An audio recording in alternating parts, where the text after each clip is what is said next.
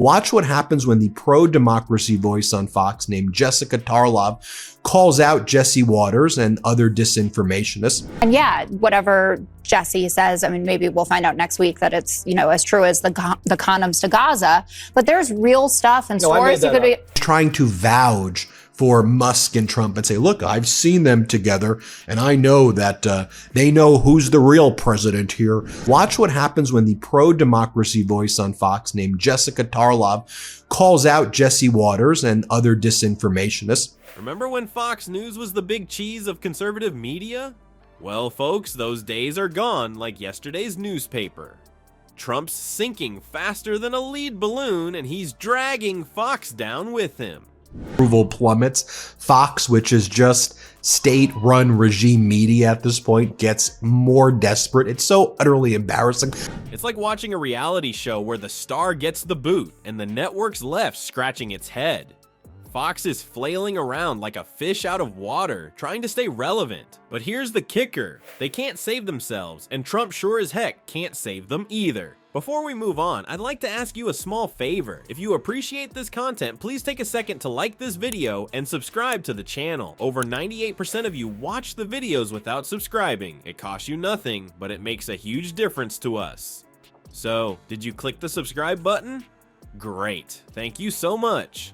Now, back to the video. Remember when Fox News was the big cheese of conservative media? Well, those days are gone like yesterday's newspaper. Fox used to be the go-to channel for right-wing viewers, with ratings through the roof. But now, their golden boy Trump is sinking faster than a lead balloon, and he's dragging Fox down with him. It's like watching a reality TV show where the star gets voted off, and the network can't figure out what to do next. Fox hosts are sweating more than a turkey on Thanksgiving, trying to explain away Trump's latest shenanigans. Take Sean Hannity, for example. He's been working overtime to defend Trump's wild claims. He even let Lara Trump on his show to spout some nonsense about dead people getting Social Security checks. Found with Social Security that there are tens of millions of deceased people who are getting Social Security. Talk about grasping at straws. But here's the kicker.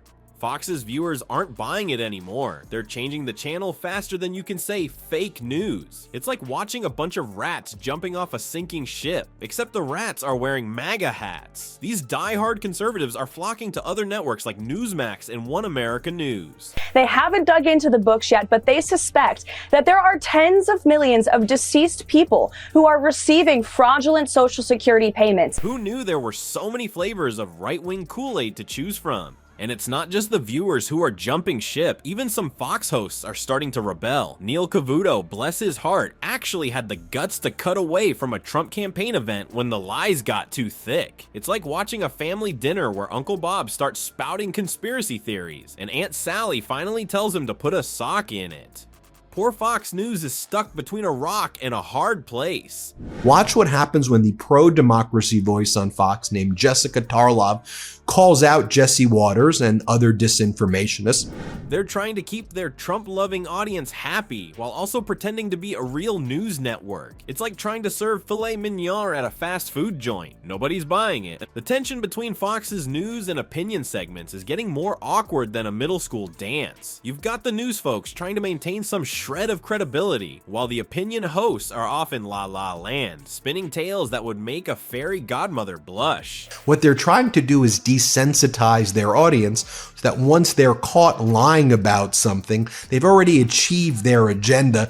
Well, folks, it looks like Fox News has gone from being the big dog of conservative media to a yappy chihuahua trying to defend its favorite chew toy. And that chew toy, none other than our favorite orange turd, Donald Trump. Waters is trying to do there. He's trying to convince his audience that this is typical abuser behavior.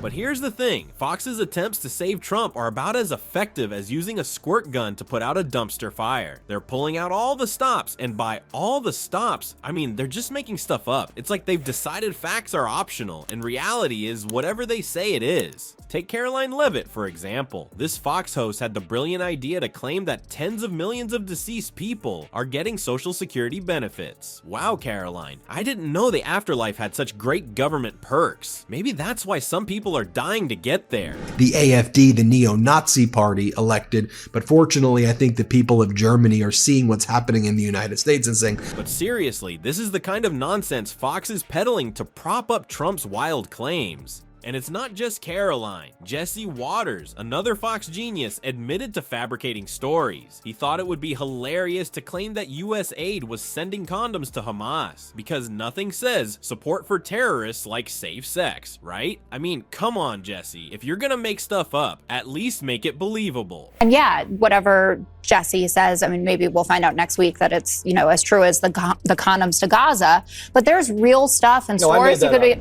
For lying and saying that that USAID was sending condoms to Hamas in Gaza. Here, play this clip and watch what happens. Next, you'll be telling us that Trump's hair is real. But not everyone at Fox is drinking the Kool-Aid. Jessica Tarloff, a Fox News contributor, actually had the guts to call out her colleagues. She pointed out that they were treating lies like jokes, which is a fancy way of saying they're trying to make BS sound okay. It's like they're running a comedy club, but the only joke is their credibility. That's normal, that lying is just kind of funny.